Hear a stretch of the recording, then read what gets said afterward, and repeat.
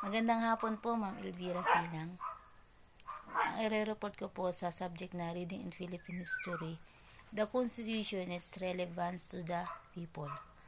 Ano ang konstitusyon at ano nga ba ang kaugnayan nito sa mga tao? A constitution caters for a system for governance of a country that aims to establish a stable government and rules of law in which must be abided by all situations. It also provides protection from arbitrariness and recognizes rights of the citizens which are never to be broken. The Philippines Constitution, for example, contains a frameable in 18 self-contained articles with a section numbering that resets for every article. These are in written form and generally are rigid and amendment to give static nature to the laws in the role in the country. The Philippines Constitution purposes to ground the government in the people's authority. It's our reason alone, right James Madison, that must be placed in control of the government. Our fashion must be controlled by it. Under the Constitution, it takes time to be big things. We must think before we act. The Constitution divides power across the land in between levels and branches of government. The people and the powers of the government must cooperate if anything is to be done. Moreover, the Constitution limits what we can do to each other, teaching us self-restraint and independence. In recent decades, our country has suffered public policy disasters. We have spent many trillions without removing the problems they were designed to remove. We have become a great debtor nation with fewer receipts. Even if our receipts are still great, these facts are connecting to the compromising of our constitutional practices. We have changed the way we make laws. The government is less accountable and the laws are more numerous. Quotation from prominent people below will lead us into thinking.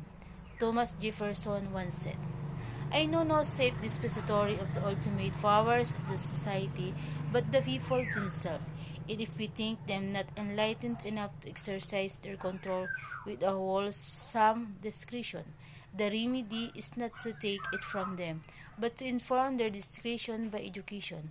This is the true corrective of uses of constitutional power. We the people are the rightful master of both Congress and the courts, not to overthrow the Constitution but to overthrow the men who prevent the Constitution. Abraham Lincoln. The glory of justice and the majesty of law are created not just by the Constitution, nor by the courts, nor by the officers of the law, nor by the lawyers, but by the men and women who constitute our society, who are the protectors of the law as they are themselves protected by the law. Robert Kennedy. As the government gets bigger, the people get smaller. They are regulated in their private lives, obstructed when they strive, subsidized in many cases into failure. This is just what the Constitution was designed to prevent. Constitution in simple terms is a set of laws, rules, or principles by which a country is governed. It also governs the conduct of an organization or a nation state. Constitution is significant because, number 1, it gives power and strength to the state. Number 2, it shows the sovereign will of the people. Number 3, it gives a detailed account of the various organizations of the government. Number 4, at the same time, it limits the powers of the government. Number 5, it sets out the rules by which the state is to be governed. It provides the public with certain fundamental rights which are enforceable.